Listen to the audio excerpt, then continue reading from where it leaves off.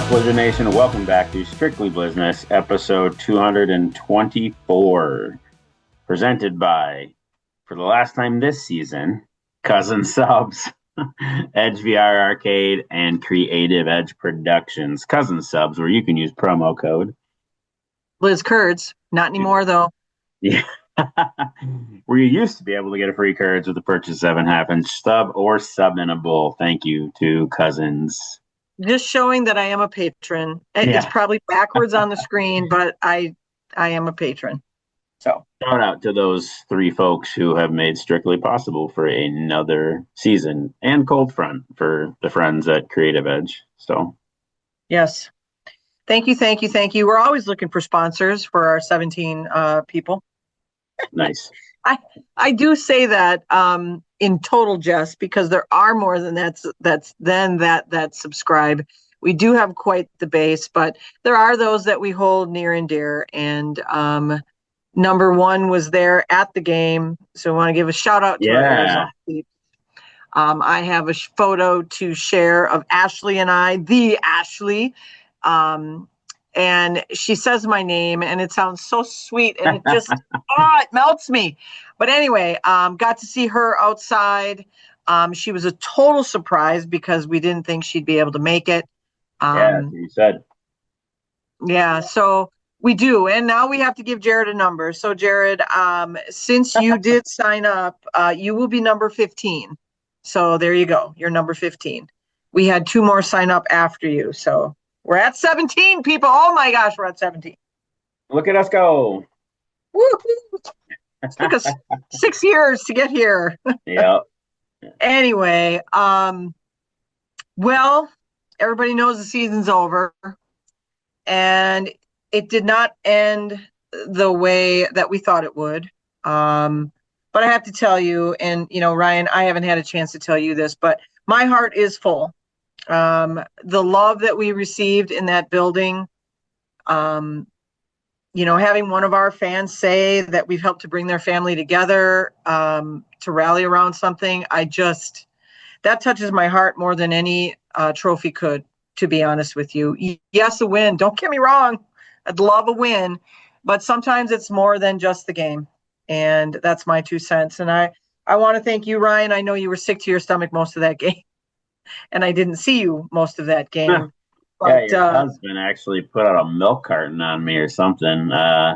Sent Lane after me to make sure I was okay. And I was. I tried to do normal things. And it didn't hit me as hard afterwards. I just think I want nothing more for you and Larry and these guys to win. But I think cliche, the scoreboard isn't the scoreboard for us. And I want a disclaimer, because Kathy and I say that a lot. I absolutely care about football, and I want nothing more for the season ticket holders and the new season ticket holders that are becoming part of our family to get that moment. But if you think what we're doing in Green Bay is only football, you're following the wrong team. We've become so much more for this community, and that was very evident. And I would say I got to get back off after it, and there's not really time off. I'm not going to push it like I normally do because you won't let me, and nor will Kirsten. But we'll get back after it, and we'll be better. But I'm proud. I found a different. Now I get choked up. Crap. Yeah, I found a different joy in it this year, and that was cool. And it had a lot to do with the young man that we'll get to introduce here too. When you enjoy the people you're fighting for and grinding it out, it's cool. So, and it's always been you and Larry. It just felt different on the field this year too. And even Corey and I shared some awesome moments this year. Friendly reminder in a ton of work of why sometimes I push it too hard and care. So, well, that's just it, Ryan. It's not, you do it because you care. And that's super important. So at the end of the day, that is what it's about. It's about more than football. For Corey, it's all football, but even for him, he'd have to say that this was a great season in not having to be dragged into stuff or trying to weigh down which player's telling the truth or not telling the truth or, all that kind of stuff. I actually got stuck in multiple transits with him in a good way and just had that same moment. I think our head coach had a ton of fun this year, right? all while analyzing what you could have done different in 60 minutes this past Sunday, but still bucket full. Um, and that I think that's the sting part for any of us, right? Not when, because it'll happen. Because I think of the type of humans you are and the type of humans we attract, and Corey doing what Corey does, I want that circle to get that moment. But like I think he had said the word fun, to quote you there, Kathy. I think he had a blast in that group of young men that took the field and were part of the bench or played for us at any point in the year, made that possible. So. Well, it's funny because we saw him actually doing TikTok dances this season, and Helen was like, Corey's got some rhythm. When did that happen? Yes. Anyway, we're going to get into our guests real quick here, but just as a recap of the season, the other thing I want to state is, so we're in an arena, and everybody has said it already, and I'm just going to repeat it. We're in an arena that feels like an away game because there were so many Arizona fans, and I had a lot of Arizona fans sitting behind me where I chose to sit. Yeah. And they were trying to be like, expecting me to bite back, and I'm like, okay, well, just remember your quarterback came from us. I was doing Midwest nice at its finest, and had a lot of them come up to me and want to get their picture taken, whatever. Is my green jacket, no doubt. Sure. But in talking with them, they were asking real questions like, what is that RYFP on the back of their jerseys? And they were shocked to hear me say something about the player in reach your full potential instead of as the team. And there were 3 of them that said to me, and it was like it was scripted, but I know it wasn't, wow, totally different philosophy. And that, I think, we showed. Now, granted, we didn't win the game. There were some calls that could have been different. We're not going to get into that. But it definitely came out in the media event, the type of team we are. I think, it got to show the new members of the IFL, the differences between teams.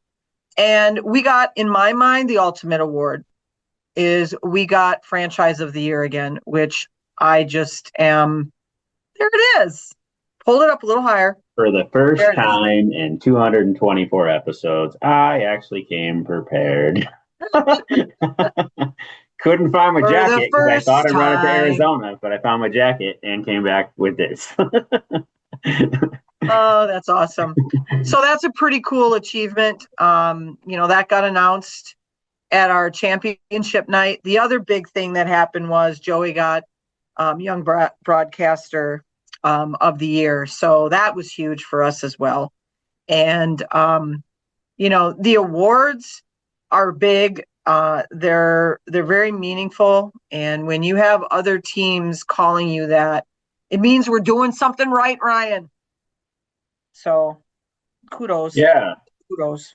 Corey had said it all year that the standard is the standard. And Todd was a bit of a loose cannon at the awards, which was fun to watch, actually. I don't know if I'm the only one that had that opinion. We can't say anything because it can't be held against him, remember? So, but I don't know if jokingly he didn't remember, but he had said, I don't know if they have this reward before he handed the Franchise of the Year one. And you know what? I don't say a lot of arrogant things on Strictly Blizzness, but 3 of the last 4 years we have been Franchise of the Year. And that's not a flash in the pan. And it makes me proud to do what we do. And Corey is absolutely a part of that. If you want to read the bullet description of what Franchise of the Year is, on-field performance, and all the off-field stuff and the game, it is the award. And as our guest will say in T-minus 10 seconds, however long we introduce him, it was a team award. So absolutely. That's a team award. The award he received was a team award. And that just goes to show kind of the camaraderie, but also the selflessness of these guys that we had this year. It was a stellar year. It was a banner year. It's going to be hard to top. It's going to be hard to top this year. I walked away from that game not sad, disappointed that we lost, that it came down to that, but there was going to be a winner, there was going to be a loser.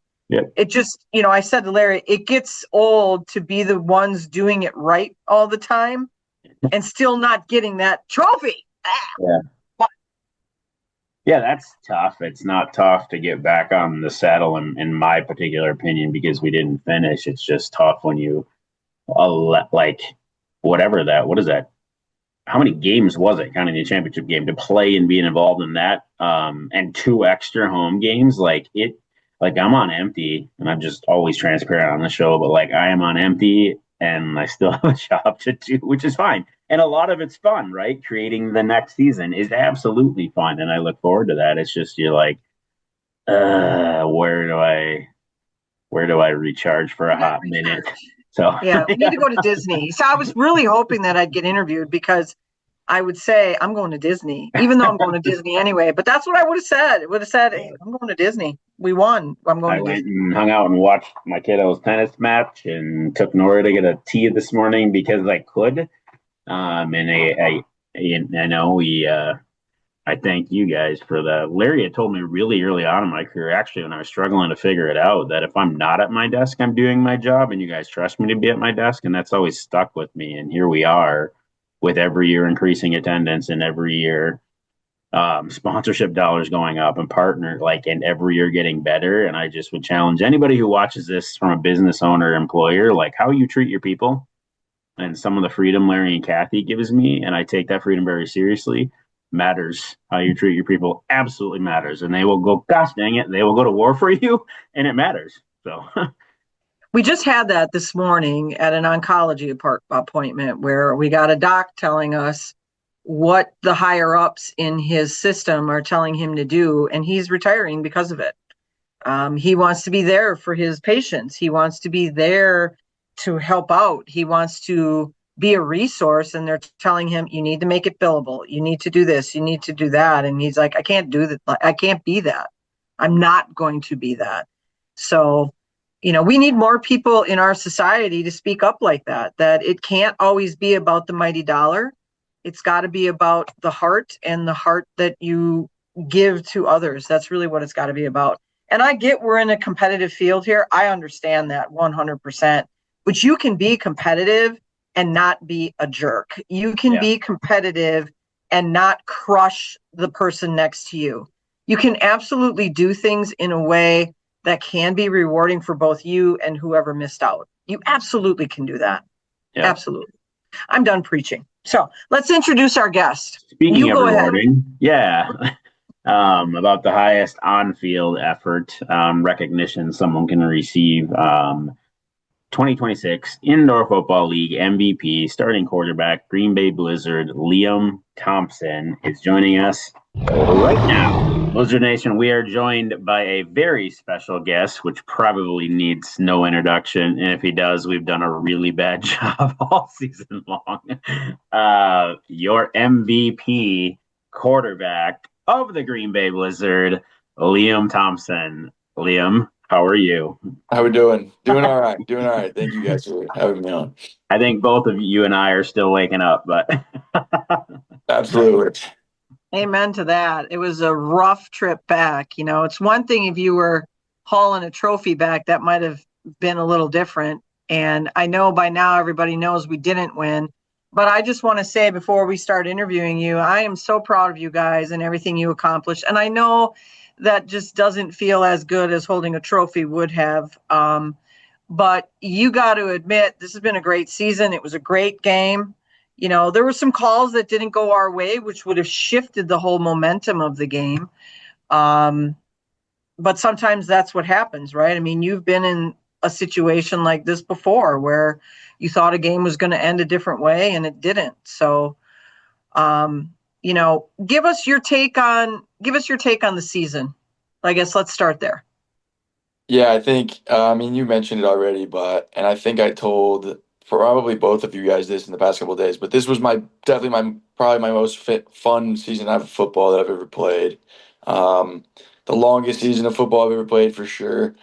This is my first year playing every game in the IFL, and I realized yesterday we played 19 games this year. I played 41 in college, so I played like half my college career in a season. So yeah, it's definitely a marathon. But no, I think there's a lot to be proud of from the top down this year, from an individual standpoint, from a team standpoint. And no, this was just it. I think the toughest part about Sunday, obviously, we wanted to come home with the trophy, like you said, but just realizing that was the last time we were going to get to play with that group, and that's how it goes in professional football. Like you just don't know when the next time you'll get to play with the different guys will be. And it was just a really fun group to be around all season long. I mean, I feel like I'm kind of beating a dead horse because every time I get asked about it, I say the same thing. But this was just a really good, solid group of men to play with, that showed up to work every single day and you know left it all out there every single time we got an opportunity on the field. So yeah, no, I mean it was a very fun season, emotional roller coaster of a season, but obviously didn't finish quite the way we wanted to. But at the same time, I think there's a lot to be proud of and a lot to build from. So you bring up a great point because I don't think people realize, in the IFL, we see rosters shift all the time. You came into a roster shift yourself. I mean, there were only 5 guys that came back that were with us last year. So, they didn't know what their new quarterback was going to be like. And typically the quarterback is the leader of the group. And I think having your, not just your skill set, but your personality type helped it to mesh everybody sooner.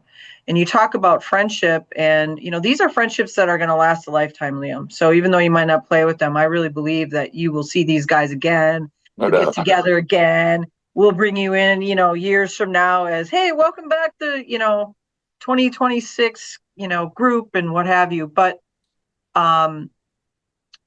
what advice would you give to somebody that's new to the IFL, that's coming in and you don't know where you're going. You don't know if you have any friends or people you've ever worked with before. You're talking from like a player, like a new player Yeah. perspective. Yeah, for sure. And how you mesh because you meshed really easy. So how do you make that work? Yeah, I mean,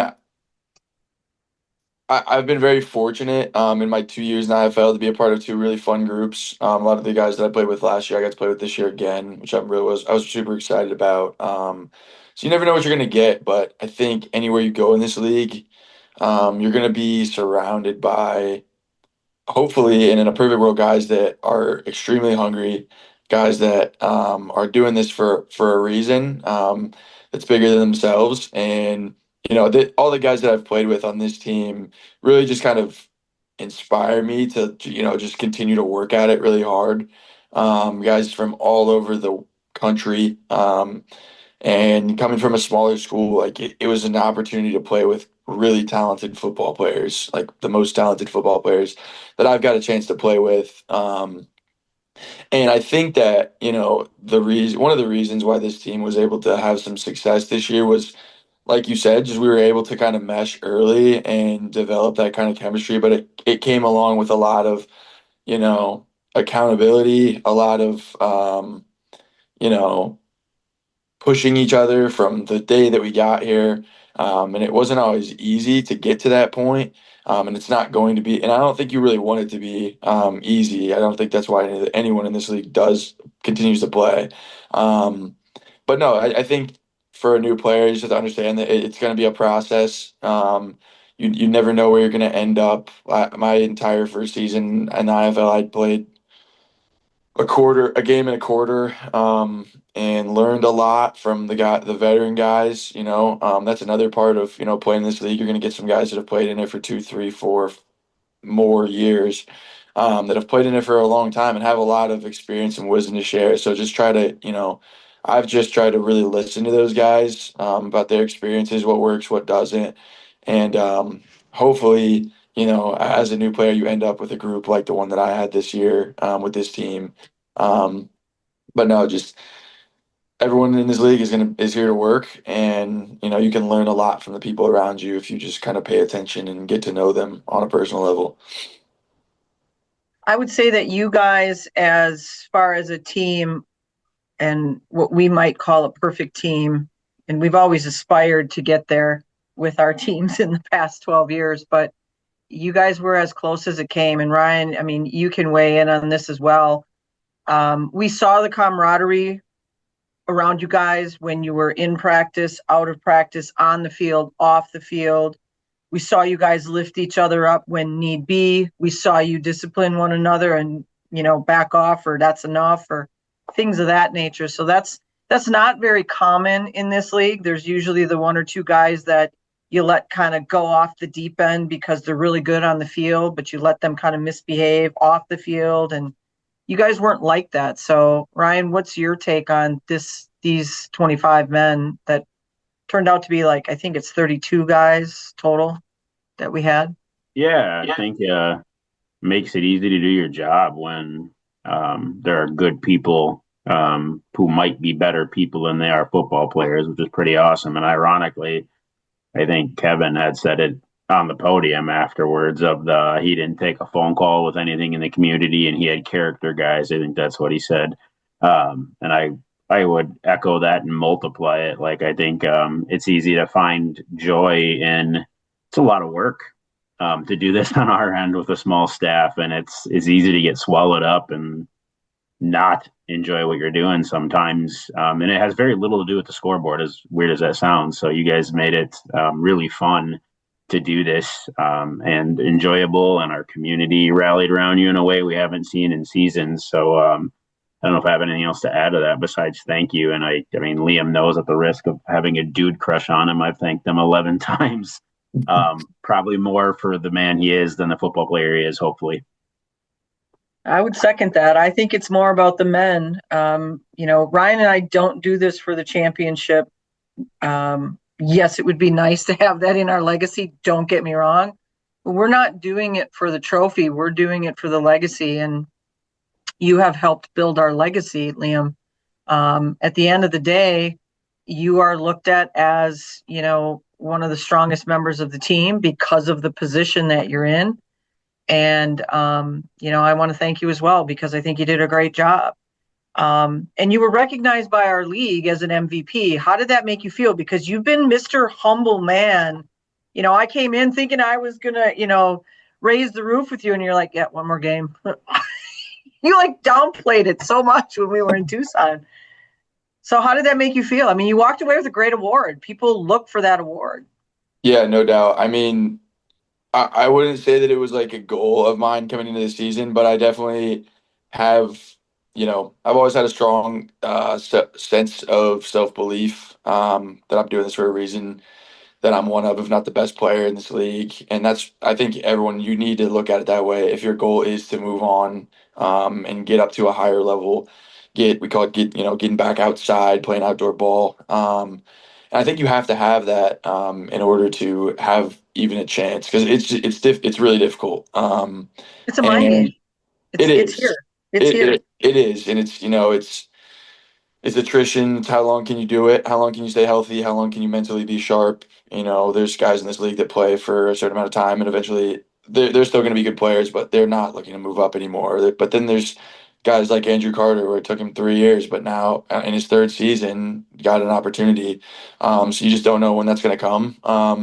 So no, it was definitely it was an awesome honor to get that award, and hopefully it'll help me a little bit in terms of that goal. But at the same time, I was asked this the other day in Tucson about the award, and you don't win an award like that without. I see it as like it is a team award. Like, it goes to an individual.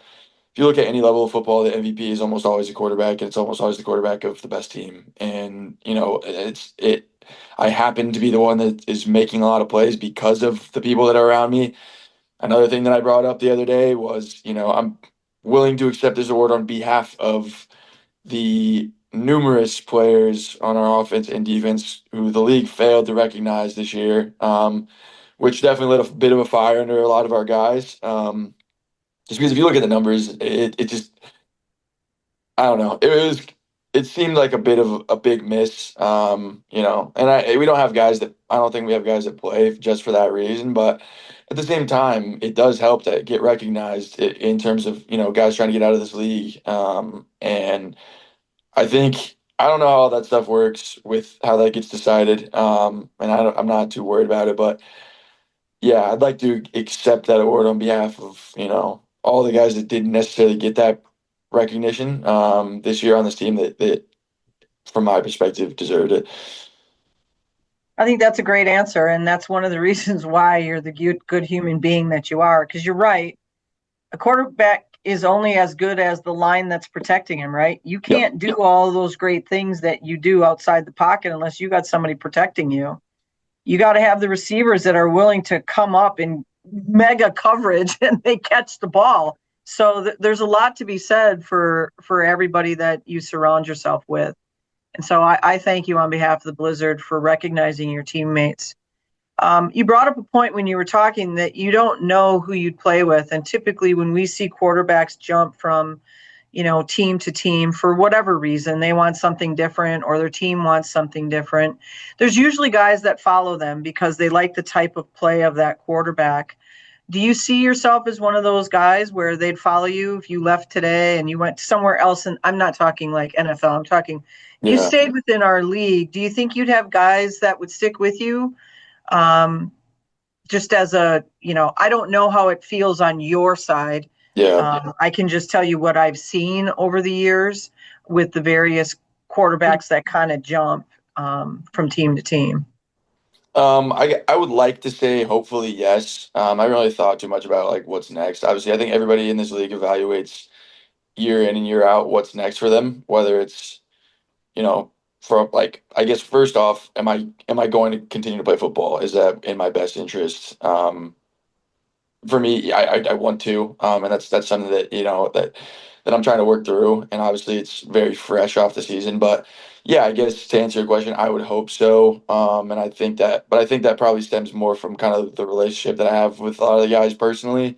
Um, but also, for people that aren't super familiar with kind of the way that the IFL works, it's big decisions being made by each individual person each year about, what they want to do. And at the end of the day, it is a business, and every player is their own individual business as a football player.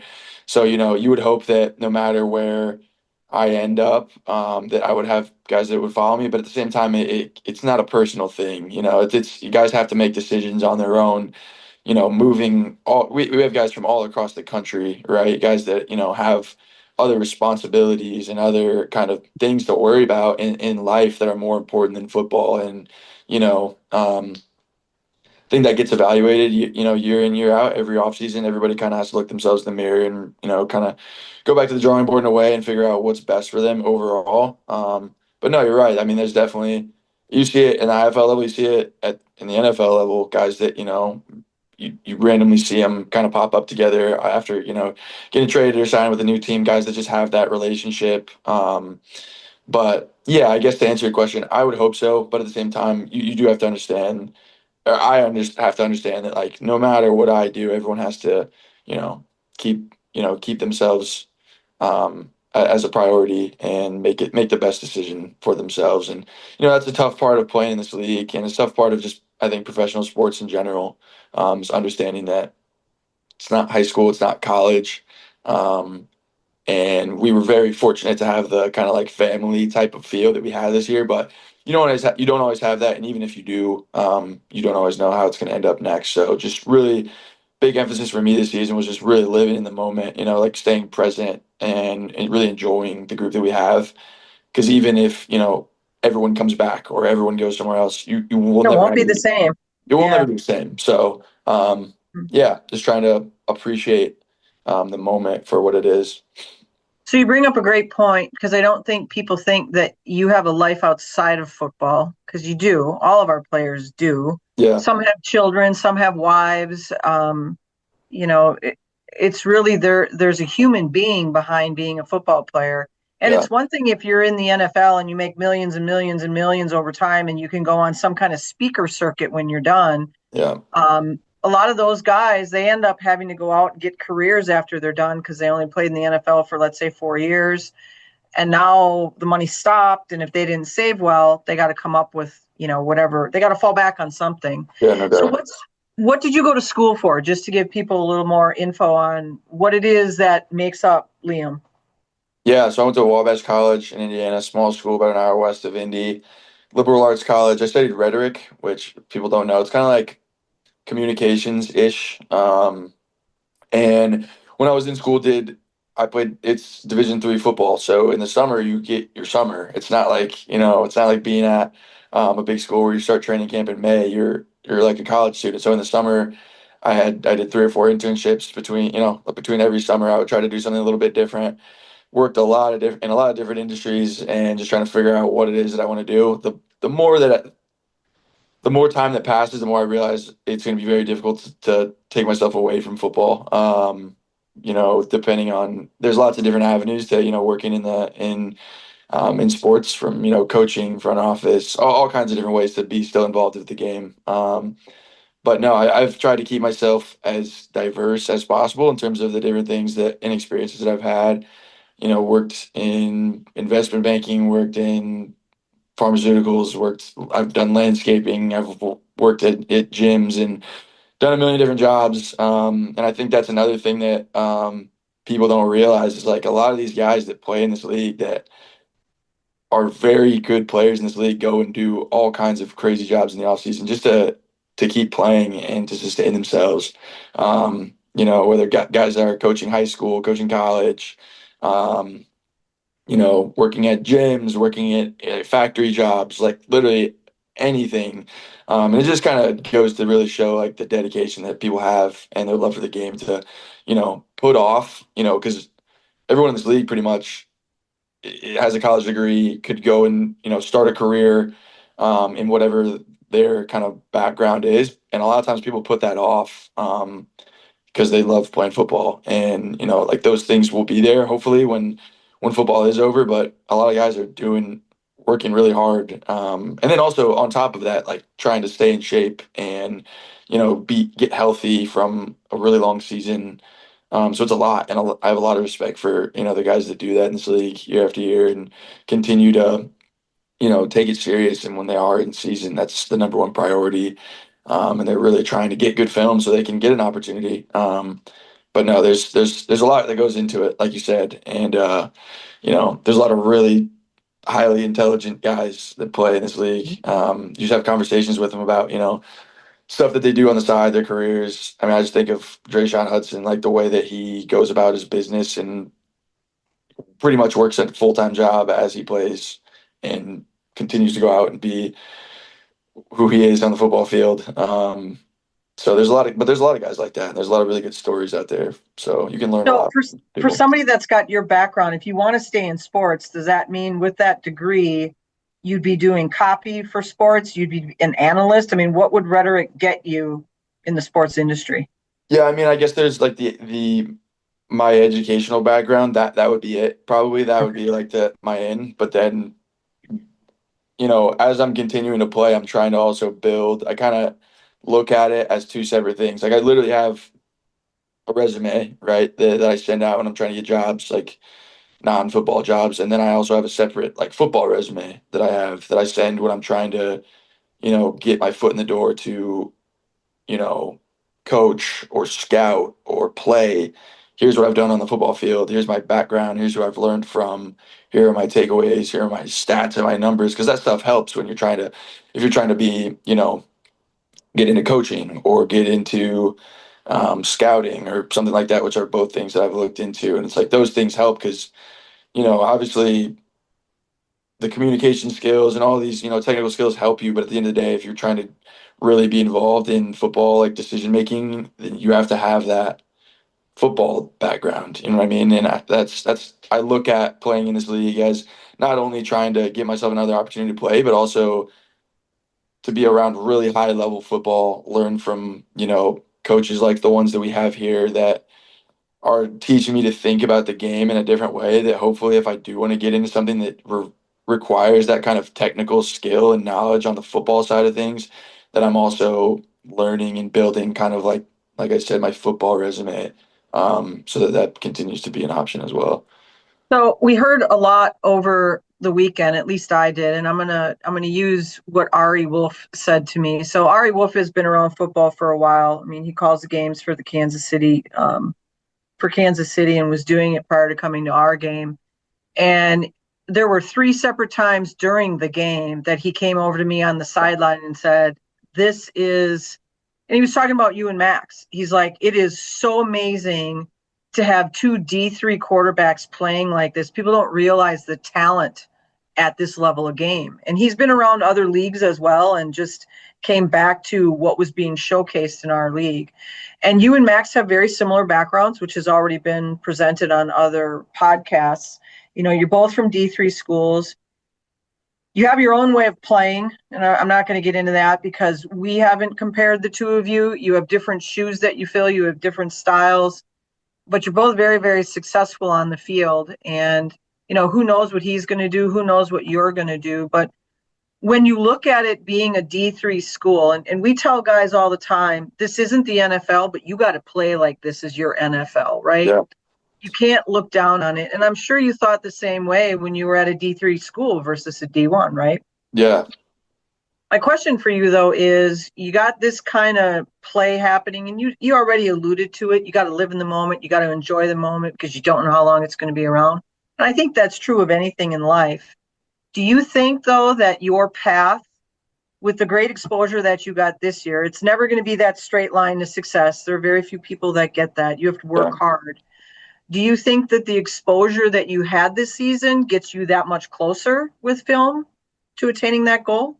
Yeah, I hope so. I mean, I literally have my computer open behind me. I'm working on putting the film together because it's got to happen fast. You know, it's Oh, yeah. NFL starting, the UFL will start signing people, the CFL's midseason already. So obviously we want to have that put together. But no, the platform that the IFL put on for us was, you know, pretty awesome this year. Like just seeing it before last year, I didn't know what the IFL was. I didn't grow up with an arena team in the city that I was in. Obviously now Fishers has one. But I don't know, the jump that they made this year, like the professionalism of everything, you know, from the stuff like the broadcast, like that matters. You know what I mean? It matters for guys that, you know, want to be taken seriously as high level football players. And it's going to continue to bring more talented football players to this league as well. It's not like the IFL is not. It's not okay. We're going to take all the best Division 2 and 3 players and put them together. It's like no, you're playing with guys that played in the SEC, that played in the Big Ten, that played in the NFL, that have played in national championships, that have played in, you know, like big time football, like guys that are really close. And, Mm-hmm. you know, it's a big jump from, you know what I mean, just the speed of the game. And it takes some time. But no, I do hope that as the league continues to grow, that we can continue to, you know, get really good football players into this league because the more talent that we have, the better the platform will be for guys to, you know, get film that's legit and that can be taken seriously. Because obviously you're fighting the battle of it is a different game than the outdoor game, right? It's inherently different. The field's small, it's a different number of players, but there are a lot of things that translate, you know what I mean, at different positions that at the end of the day, it is football. It's really fast, and you know, there's a lot of things that can be taken away that I think having not played outdoor 11 on 11 football in a couple of years, I try to in the off season split my time evenly between practicing stuff for indoor and practicing stuff for outdoor because it is different. Timing is different. The football itself is different. Mm-hmm. The size, yeah. Yeah, so no, I think that as the league continues to grow, it's going to continue to just be a better and better platform, and hopefully develop into somewhat of a pipeline like the UFL is for the NFL right now. Guys, a ton of guys from that league getting opportunities, and you know, spend some of the weekend watching some of the preseason games, and I love watching the preseason. People probably hate it, but I love it because if you can understand like what's on the line for the guys that are out there, then you can kind of have an appreciation for it. You know what I mean? Like you might not know them all, but these guys are playing. They've worked their entire lives for that opportunity, and they're playing for their football lives. So it's pretty cool to watch. But no, I hope that some of the skills and experiences that I've had this year will prepare me for when hopefully that opportunity does come. But also to get the film out there, and you know everyone's working on it. I'm sure if you probably walked around where we live, all Oh, the no guys doubt. they're probably all working on it right now. Because you never know when that opportunity will come. So want to, be as prepared as possible when it does. So I will tell you that we had over 6 million viewers through the IFL. I don't know what our numbers are for this past weekend. I should know that shortly here, but you're absolutely right. The platform itself, we've tried to legitimize ourselves so that the NFL can take us seriously, so that the UFL takes us seriously. We don't want it to be gimmick ball. Although the Savannah Bananas are very successful, Yeah. and they're good baseball players, they're also great musicians, and they can sing really, really well. But we're trying to make sure that the NFL realizes there's more than just D1. And they spend a lot of money and a lot of time on drafting players. And I can tell you, we've had a lot of Packer players come to our games, and they have all said there has not been one that hasn't said something to the effect of, I could never do what these guys do. This is way too much physicality. This is way too fast for my brain. Or, holy crap, they are really beating themselves up over this stuff. And that, I take that as pride for you guys, because that tells the level of athlete that you guys are. So, the guys that come and see the game, the scouts that are out there at our games absolutely recognize the talent that you guys have. Well, what else you want to tell our 17? We have 17 fans now, by the way, Ryan. I found that out. Nice. Yeah. So very nice. What else do you want to tell our many fans that we have out there? Yeah, no, I mean, I just want to thank everybody. It's been a ton of fun this year. It's like I said, every year you have to evaluate if you still want to play. And there was a time during last offseason I was like, all right, do I continue to do this or not? How long can I put off going into the real world? And could not have been happier with the way that this year turned out in terms of just just having a ton of fun. And just really being in Green Bay has been awesome for not only my career but just life wise. It's been really cool to be a part of. 10-0 at home is pretty cool. Definitely take a lot of pride in that. I think all the guys do. And it's not a coincidence. It's tough to play on the road. Sunday felt like a road game. And yeah, it was. Don't kid yourself. It was. It's tough, and no, I mean that's how other teams feel when they have to come here and play, and that's a big deal. It means a lot, to myself, to the guys, and just the support that we've had from Green Bay this year has been, second to none. So I want to thank all the fans for that big time. It's been a ton of fun. I want to thank you guys as well for, again, the platform that you've given us, the opportunity, to. I know that this league isn't always the most profitable, and it's a lot of work. Like you said, small front offices, and a lot of people putting in a lot of hours. And at the end of the day, it's to give guys like myself an opportunity to continue to play and chase our dreams, and also, just to have that have something really cool for the community. So we appreciate it more than you know, and it's been a ton of fun this year. So thank you. All right, I'm going to fire off a couple quick answer questions. Yep, let's do it. Favorite restaurant in Green Bay? Fox Harbor in downtown. Very Vaughn and I go. Yeah, it's pretty good. I've only been a couple times, but I do like it. Favorite dish there? What did I have I think last time I had a what was it? Some kind of wrap. It was fantastic. Might have been a chicken Caesar wrap or something. It was great though. All right. Favorite place to just hang out in Green Bay?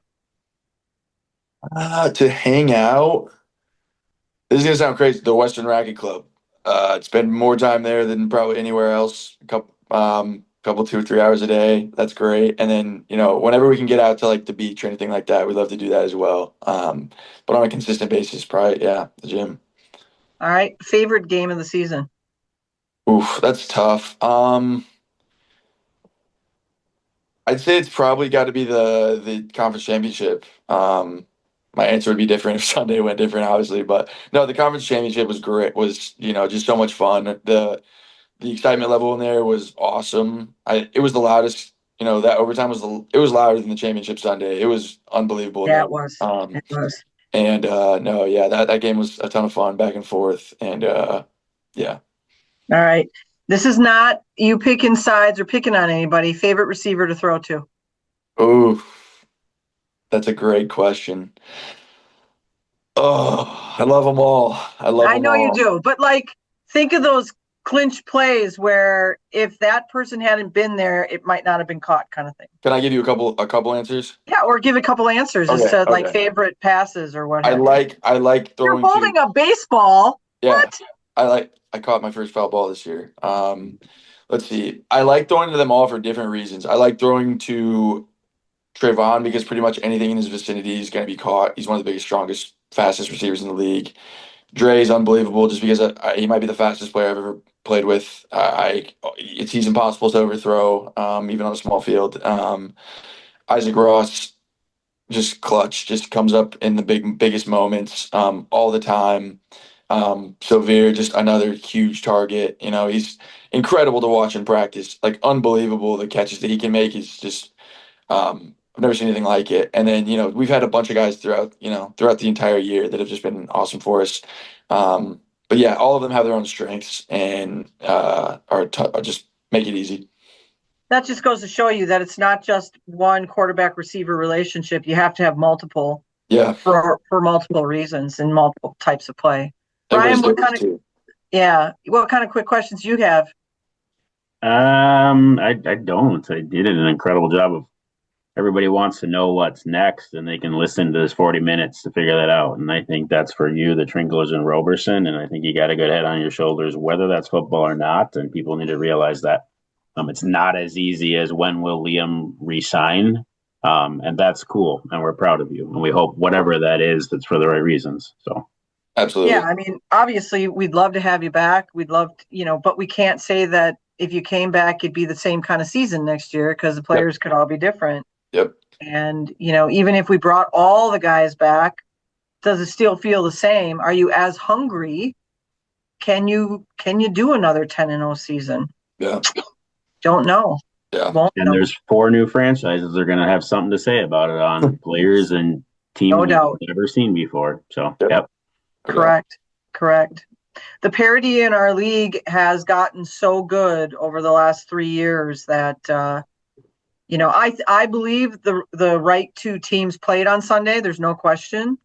I felt like, and I get that the outcome was different, but to me, us playing Tulsa felt more championship level. We had some tough breaks in our game on Sunday, but skill of team, overall skill, I think we had them. I think we were the better team, but obviously the outcome dictates who everyone else says is the better team.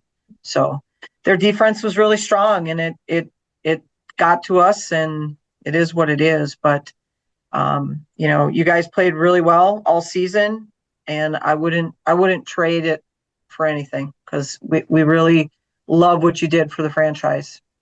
So Well, we Yeah. appreciate it big time. No other questions, and the clock's going to run out here. Just thank you for being you. So, amen. Scoreboards will always read different numbers. Liam Thompson will always be Liam Thompson, though, and I think that's important. So, I appreciate you. So, Yeah. Liam's got to be Liam. At the end of the day, that's what it's about. So, No doubt. on behalf of Green Bay, on behalf of the Blizzard, Liam, thank you for joining us on Blizzness. We look forward to seeing you again in whatever capacity that might be, and good luck with everything in the off season.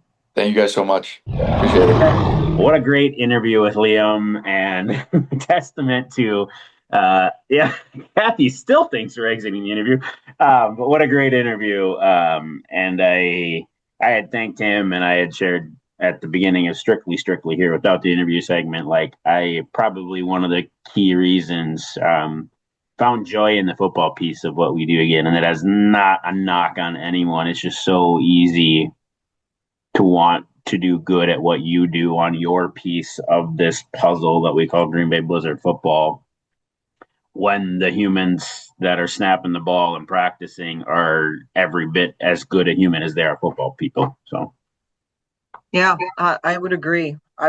And we look back whenever you have time to kind of recap the season, and Liam, I think, put it good. They all of those players have to look at, where am I at? Where do I want to be?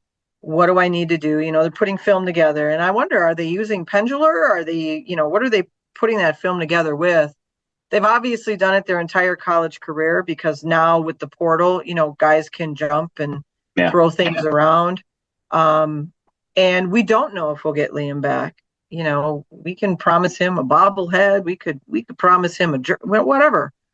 But at the end of the day, it's about that man's dedication to the sport. It's about him. And I think a lot of times our fans forget that.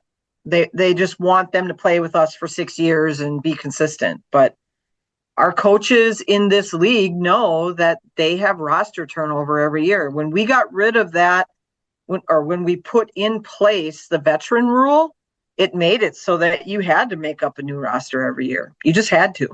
So, and this year was no exception to that. Yeah, and I think what a great testament to Liam's character, and just real incredible interview, incredible young man.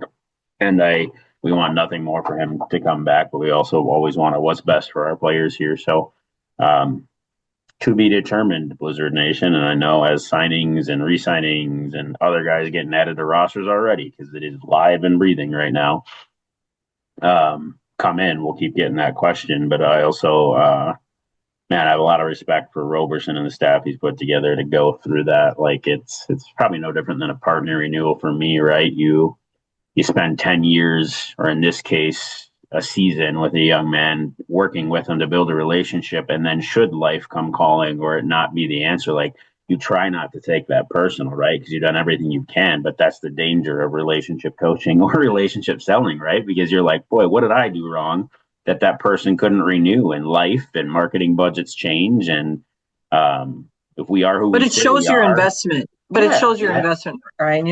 I look at, because I try to put the Lord and what the Lord is asking me to do or not do in perspective anytime I have a decision that's either one that I made or that was made for me. And Sunday was made for us. And for whatever reason I take away from that game, we could still hold our heads high. We still had a great season. We still had to come home to Green Bay, and Green Bay's just as proud of us as they were when we left. It's all good stuff. Yep.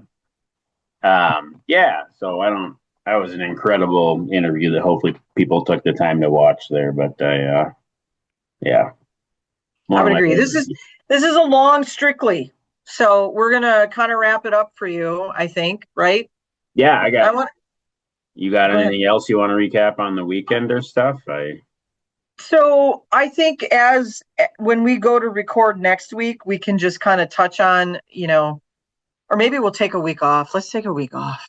Sounds good. Does that sound okay? I think at this point we went to bi-weekly as I would track prior seasons. So yeah. So we won't see you for 2 weeks. I think at that point we'll recap anything that we missed from a championship weekend kind of thing. I'm going to talk about the league meetings on that next episode and our new franchises that were announced. We'll talk about some of the exciting things from a league sponsor perspective that are going to change for next year, and just some of the overall structure of the league. We are going to have owners meetings in January, probably out in Vegas.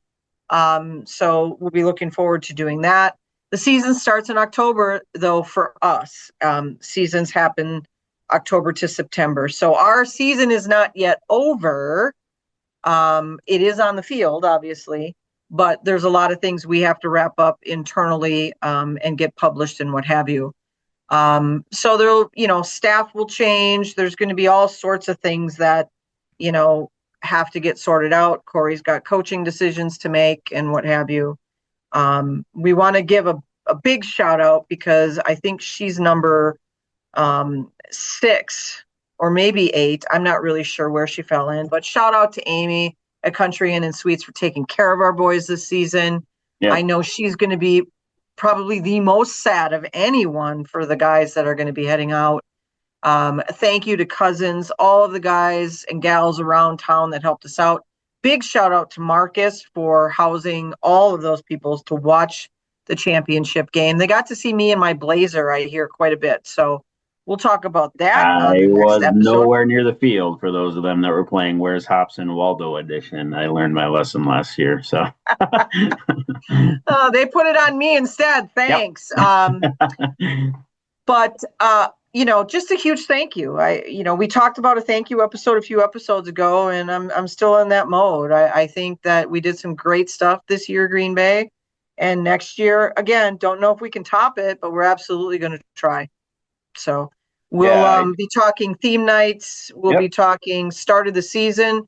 Start of the season is March 17th, that weekend. We know that for sure. I was asked today if we'd be okay with starting in Arizona.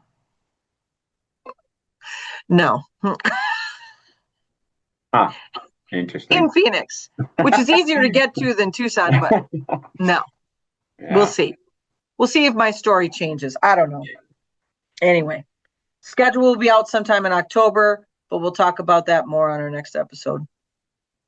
Awesome. I will echo the thank you before we sign off. So thanks to Ben, Cass, Chase, Knapp, Tyler, so the people who are directly associated with what we do, and then everybody that comes to us on game day and is part of the extended family and all the mascots.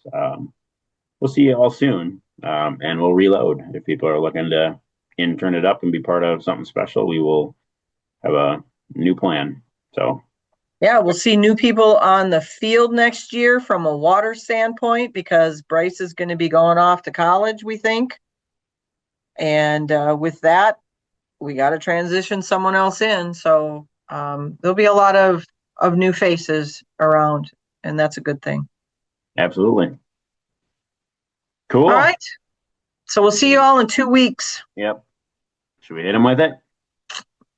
Let's hit him with it. Oh, wait, no. Okay. I think I'm sitting next to you in the studio. I do this. Yeah. This. I do this. Yes. Yeah. Let's all right. Should we hit him with it? Let's hit him with it. Go Blizz. Blizz.